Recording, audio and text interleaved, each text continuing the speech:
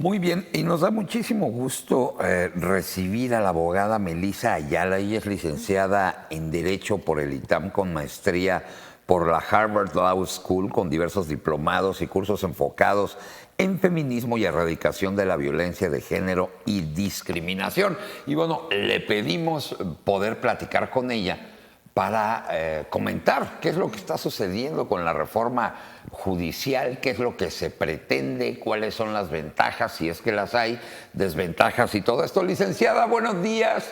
Muchísimas gracias por recibirnos la llamada. ¿Cómo está? Hola, muy bien, muy contenta de estar con ustedes el día de hoy aquí en Hola Californias. Oiga, Lic, bueno, a ver, comencemos por el principio. ¿Qué se está proponiendo en la reforma judicial? Digo, yo sé que a lo mejor lo vemos en hojas y son 1000, pero básicamente, ¿qué es lo que se está proponiendo? ¿Qué se quiere hacer?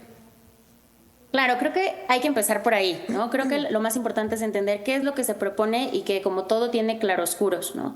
De manera muy genérica lo que se está señalando es que se escoja por voto popular, es decir, vía elecciones, a jueces, magistrados y ministros, ¿no? Es decir, a todas las personas juzgadoras del Poder Judicial Federal, pero también se señala en la propia propuesta de la reforma que esto también aplique en su momento después para el Poder Judicial local. Es decir, que todos los jueces locales de los poderes judiciales locales también se escojan por, pues sí, por votación directa. Abogada, y ahí es donde entra también el siguiente cuestionamiento, porque si bien uno puede escuchar como sociedad ay, sí, vamos a hacerlo por voto popular y todos decimos, sí, que todos podamos elegir, ¿no? Pero realmente se desconocen las funciones y a raíz de eso también, de cada uno de estos puestos, y también de ahí viene esta siguiente pregunta, ¿cómo es que uno puede elegir algo que desconoce y cómo podría afectar también esto, las repercusiones que puede traer? Creo que esa es justo una de las cuestiones más importantes y me encanta que lo ponga sobre la mesa, porque efectivamente creo que una gran falla del Poder Judicial, tanto el federal como el local, es que la gente en general no conoce cuál es la función del Poder Judicial. A mí algo que me llama muchísimo la atención es que a lo largo de estas discusiones que se han tenido, la mayoría de las personas confunden a las fiscalías, a los ministerios públicos con el Poder Judicial, ¿no? Y creo que aquí es importantísimo señalar que esa también ha sido un error, una falla de los poderes judiciales y del Poder Judicial Federal, el no saber transmitir también cuál es su función, ¿no? Entonces, empezando por ahí, creo que hablamos ya de un diagnóstico de cuáles son las fallas que existen dentro del Poder Judicial, en el sentido de que la gente lo siente muy lejano, lo siente tan lejano al grado de no saber qué es, ¿no?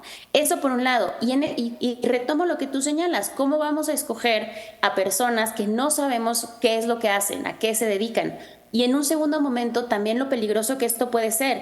A ver, por ejemplo, pensemos en el Poder Judicial Federal. El Poder Judicial Federal está diseñado para ser un poder contramayoritario, es decir, que proteja también a las minorías, a las comunidades que están en alguna situación de vulnerabilidad. Y esto es muy importante porque ¿qué va a ocurrir en aquellos estados predominantemente conservadores que se tengan que escoger jueces, juezas, magistrados, magistradas, y donde la propuesta de, pues sí, las propuestas para que voten por ti sean conservadoras porque se va a apelar al electorado?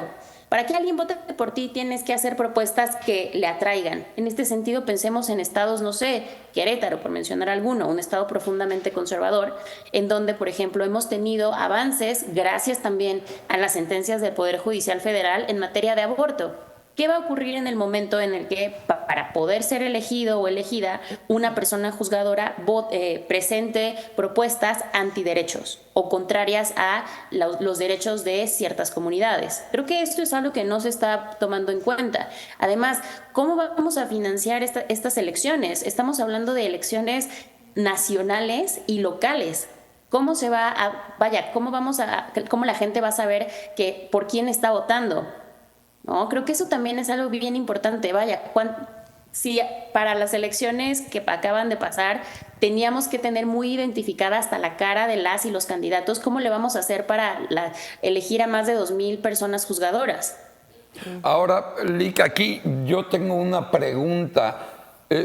¿Va a ganar las elecciones quien sea más simpático, o quien tenga más dinero para su La campaña, y no quien esté más preparado para ejercer el puesto, ¿no? Y más en puestos tan importantes.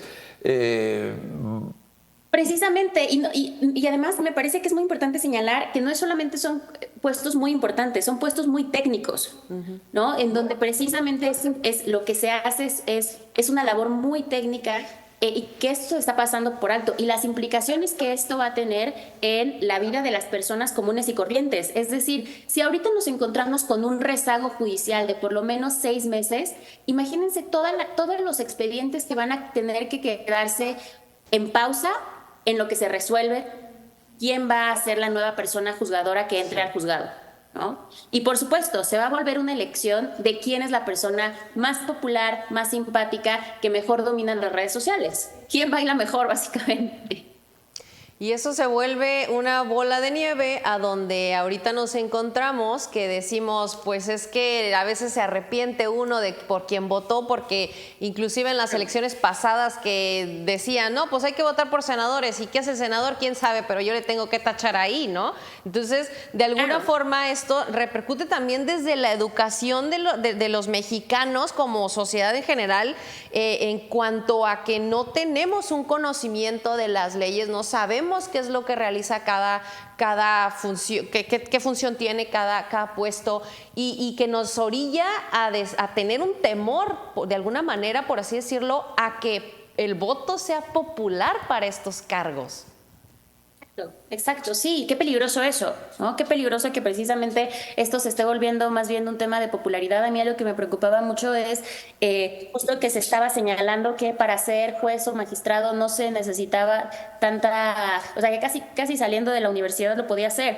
A ver, son cuestiones sumamente técnicas. Vaya, yo llevo 10 años litigando constitucional y todos los días aprendo, ¿no? Entonces, por supuesto que una persona que acabe de salir de la carrera, dudo mucho que tenga la experiencia de un juez, una magistrada que lleva ejerciendo la profesión por lo menos 15 años, ¿no? Y que además el Poder Judicial Federal al menos sí tiene toda esta escuela de formación, ¿no? Sí va teniendo la carrera judicial en donde, vaya, la mayoría de las personas que ahorita se encuentran en puestos de jueces, juezas, magistrados, magistradas, son personas que empezaron desde el escalafón más bajo dentro de la escalera judicial. Entonces creo que eso también hay que pensar. ¿Realmente queremos desperdiciar todo todo este aprendizaje?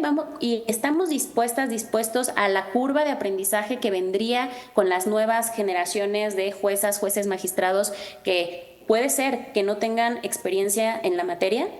Ahora, licenciada, aquí viene otra pregunta. Esto se va a votar, y con lo que sucedió en las elecciones pasadas, pues Morena tiene cualquier cantidad de votos a favor. ¿Se puede hacer algo o es algo ya inminente a lo que viene? No, yo creo que dentro del propio Morena existen distintas posturas con respecto a la reforma al Poder Judicial. Si te soy muy honesta, creo que todavía te pueden hacer cosas. Creo que justo no se cuenta con la mayoría calificada para lograr esto. Si no estoy mal, se hacen falta 2 votos de la oposición. Entonces también hay que estar muy pendientes de lo que vota la oposición, ¿no? Porque a ver, estamos en un momento en donde prácticamente lo está haciendo es que ya esto es inminente, pero ojo, no se tiene la mayoría calificada para que esto ocurra. Entonces, eso en un sentido. Y también yo creo que, y lo mencionaba Viridiana Ríos en una columna que publicaba en Milenio, en donde decía que justo aún dentro de Morena existen muchas voces críticas que no están a favor de la forma en la que se está planteando la reforma al Poder Judicial. Lo único de las pocas cosas que yo celebro o que me dan que me parecen acertado o que ha salido algo bueno de esto es la discusión que se ha dado en torno al Poder Judicial Federal y los locales, ¿no? Creo que para bien o para mal, el Poder Judicial se encontraba en una posición sumamente cómoda en donde la mayoría de las y los jueces, magistrados, magistradas siempre te decían que nos conozcan por nuestras sentencias, pero las sentencias son prácticamente ilegibles, ¿no? O sea, si una persona que no se dedica a la materia se pone a leer las sentencias, no le va a entender. Entonces también esto ha obligado al Poder Judicial Federal a explicar qué hace, cómo lo hace y también a ciudadanizarse mucho más. Me parece que eso es de las poquísimas cosas rescatables de esta propuesta de reforma, lo que ha generado dentro del Poder Judicial. Oiga, Lic, ¿tiene redes sociales donde escribe, donde la leemos, cuando volvemos a platicar del tema? Claro que sí, mi Twitter, o bueno, mi X es @MelisaAyala92. Me pueden seguir también en TikTok, en Instagram y escribo quincenalmente en Opinión 51. Perfectamente, Lic, pues le agradecemos mucho el que haya platicado con nosotros y quedamos pendientes porque, digo, esto se va a seguir moviendo. Si nos permite volverla a entrevistar para platicar y conocer su opinión al respecto. Claro que sí. Muchísimas gracias y un gustazo como siempre. Le mandamos un abrazo, muchas gracias.